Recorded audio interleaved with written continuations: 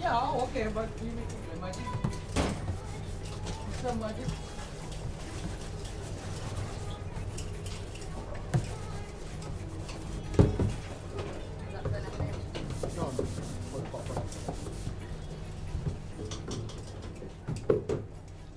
Unknown to many, Gandhi spent almost 35 years experimenting and working with nutritionists. He published several books for a balanced diet that gave maximum nutrition at minimum cost for the nation. Ahead of his time, what he proclaimed 60 years ago is now promoted as the ideal diet.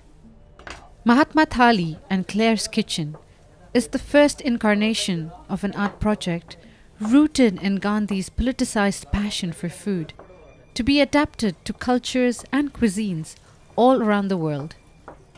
It is a multisensory, artistic, political, and culinary event. It is an ongoing collaborative exploration of his vision and a commentary on today's food that most often fills but that does not feed. Gandhi understood that the sustainability of his vision for India was fundamentally connected to people's eating habits. Promoting restraint and non-violence through food, Gandhi also had a strategic vision for India. A balanced diet makes for a healthy people and sustainable agriculture. A healthy people and sustainable agriculture makes for a great country and steady growth.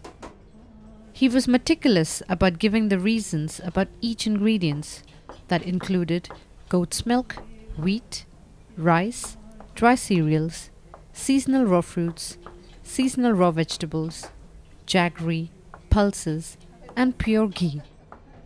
For me, the ingredients and diets promoted provide important insights into how we need to deal with obesity and the scourge of food that fills you but does not feed you. For many families today, this food that fills is more affordable than food that feeds. And it means that more people are obese today than before. And whereas people may be eating more in the West, they are less nourished. We need to take a step back and reset the driver of our food industry from one that is profit-focused to one that is sustainability-focused. To me, this is the insight Gandhi brings.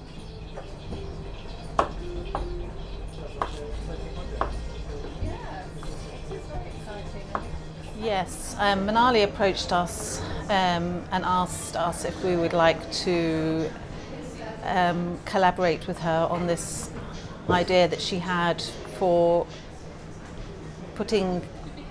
bringing public attention to Gandhi's nutrition ideas on nutrition, and it sounded like a very interesting idea. She then came back to us a month or so later with the ideal ingredients, and we sat down around a table, the chefs and herself. So she gave us really a very free rein.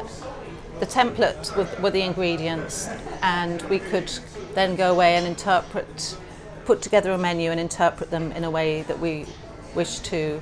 I think it has changed some of our ways of thinking. We are quite an adventurous kitchen. We like to try new things all the time, come up with new ideas to give customers a new experience. So we've got that sort of spirit anyway, but no one's actually come to us with such a specific idea, I suppose, that's made us really sort of focus on what is being asked for. We've been given a brief by somebody else. In that way, it's a very different experience, and it's been incredibly rewarding because it feels like the start of something for us. It's enabled us to think of the man Gandhi, who he was, what he stood for, what he believed in.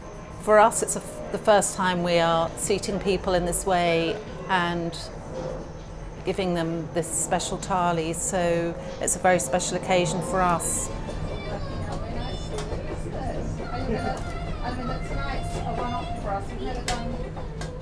The Mahatma Thali and Claire's Kitchen is a collaboration with Ganpati's South Indian Kitchen. The Mahatma Thali is served Indian style, where guests are seated barefoot on the floor, eat with their hands, and enjoy 12 creative dishes prepared by the kitchen. An art happening based on Gandhi's vision, transferred specifically to the immediate environment and culture. Typical Indian kitchen utensils, like plates, bowls, tiffins, are transformed into art objects accompanied by an installation that involves sound from an ordinary Indian village kitchen. Here, we share Gandhi's vision in a meal together.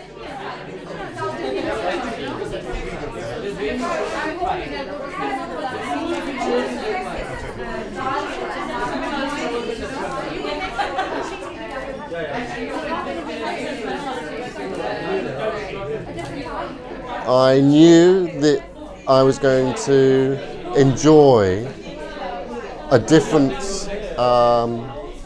way of consuming food. It immediately felt, I knew it was an art installation, and I wanted to come with an open mind, and I felt that this was going to be a kind of sculptural experience as I came in. So I also enjoyed it purely on the simple level of knowing that we're going to experience quality.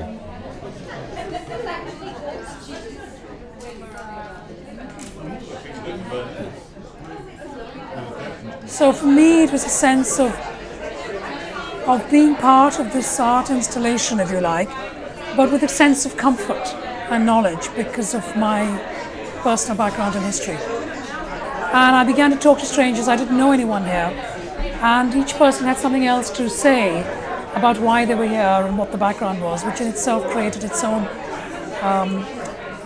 sort of hype, if you like, and expectation of what was coming next.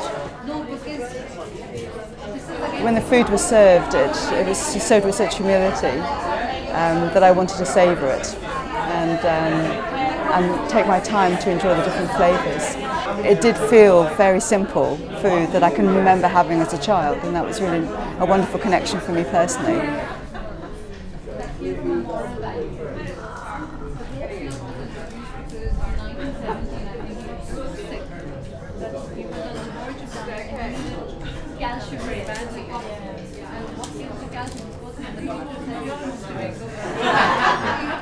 The politics of it are also something that really, really interests me, and increasingly something, you know, that we can all read about, whether it's books or just in The Economist or snippets on the news.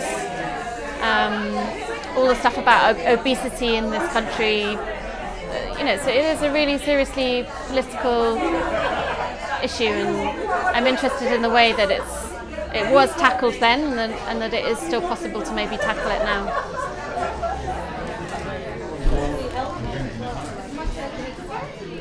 I thought it was a really fascinating project. I'm quite interested in art projects involving food, and this one involving Gandhi really fascinated me. I hadn't thought about Gandhi and his ideas for a long time, and wasn't really aware or fully conscious of his important ideas around food. So to be taken back and to look at a more simplistic approach to food, the simple approach is the tasty approach. I thought the food was absolutely wonderful. All the different tastes and the balance in the diet, fabulous.